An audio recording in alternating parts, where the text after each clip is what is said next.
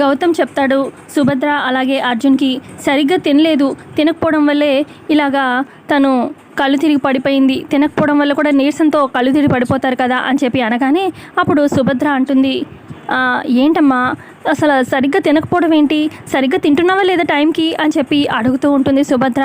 అప్పుడు అహల్య అంటుంది, అది కాదు అంటే శ్రావ్య అలాగే నందుల పెళ్ళి చేసేంతవరకు నేను ఒంటిపూట భోజనం చేద్దామని చెప్పి నిర్ణయించుకున్నాను, అందుకే ఒక పూటే తింటున్నాను అని చెప్పి అహల్య చెప్పడంతో ఇక అప్పుడు కోపంగా గౌతమ్ అరుస్తూ ఉంటాడు.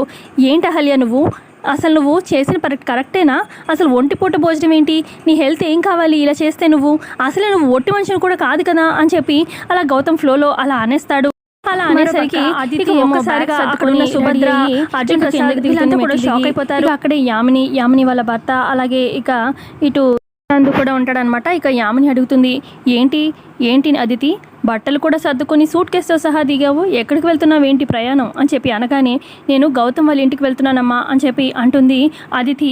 ఏంటి గౌతమ్ వాళ్ళ ఇంటికా, ఎందుకు అని చెప్పి అడుగుతుంది యామిని.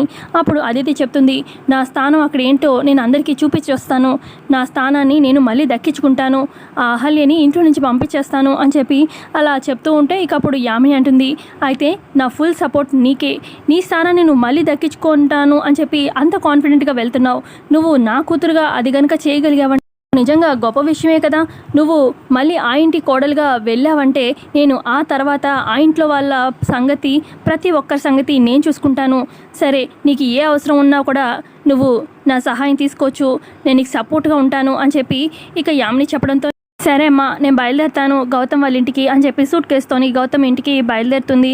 మరి ఏం చేయబోతుంది అక్కడ అదితి, ఇక అక్కడ ఉన్న అహల్యకి ఏం కష్టం తేబోతుంది, ఎలా ఎదుర్కోబోతుంది అహల్య అనేది కమింగ్ ఎపిసోడ్లో తెలుసుకుందాము. వీడియో కనుక నచ్చితే ఖచ్చితంగా లైక్ చేయండి. థ్యాంక్స్.